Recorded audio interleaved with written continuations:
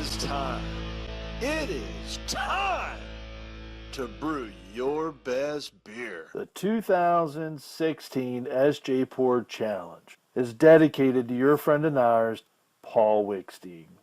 Brought to you by Brewcraft USA, iMake, Gladfield Malting, Yakima Valley Hops, The Grain Bill, Brewers Exchange, Keg Kingdom Homebrew Supply, Hiraki Homebrew, and a special thanks to our silver sponsors.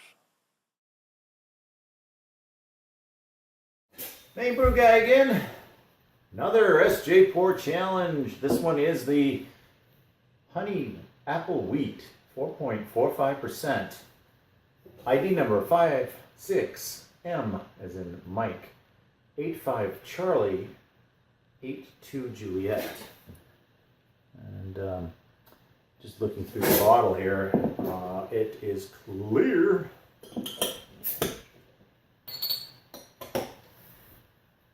Here we go. Oh yeah, it's clear as a bell. I'm going to pour a little more rough here, see if I can build up a head. Looks like it's also filled with a bottle gun.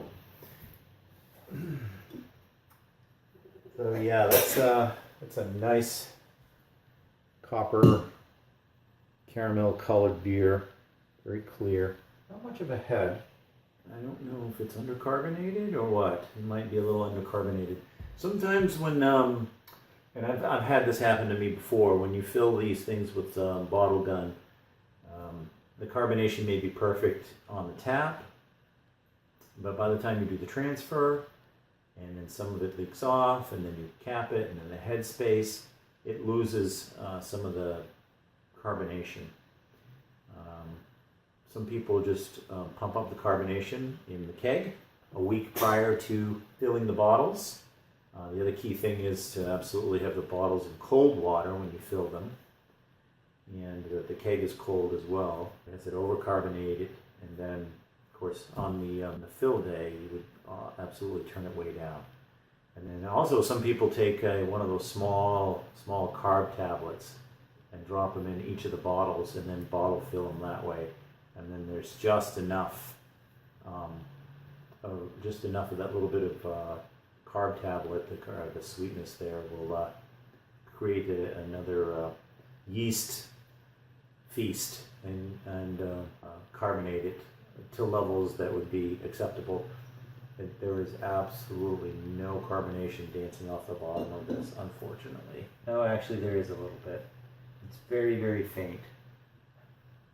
And there's no head. Let's see if we can spin one up here. I don't want to lose too much of the carbonation in there. So let's just going to go for the aroma.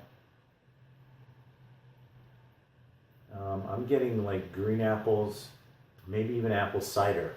Almost like the Mott's apple juice that you get in the container. No hops, no caramel notes. It really just has a bouquet of apples. All right, I'm gonna go off camera for a moment and think about this and come right back with my sheets, which I forgot. Okay, so I have got my sheets in front of me now, thankfully. So back to the aroma. After sniffing on this for a minute or two, I realized that I'm going to stick to my story. All right, let's go in for the taste. There is a little bit of carbonation on there. I'm getting apples all the way through. Sort of a mixture of two different apple types. Maybe a little bit of green apple, and perhaps, like that said, that Mott's kind of apple juice is what I'm getting. No bitterness on the end. Medium mouthfeel. Medium to light mouth. All right, let me go off camera and go over this flavor a little more and try to figure out what I'm getting there. All right, so I had a little chance to sit down on this a little bit more and think about it. It's not too cold. There's something on the end of this. It's not bitterness. It's a a slight little twang with kind of a rough kind of tongue feeling. Curious how much wheat you used because it's pretty clear and there's no head. Even I couldn't spin one up either. So it's a couple of things. It's not horrible. It's certainly very drinkable. This is a competition, so we are obligated to really be honest. So my honest opinion is obviously it's very undercarbonated. The mouthfeel is fine. If it had something else there, it's missing something. Not sure what. I don't know what you could do to beef it up.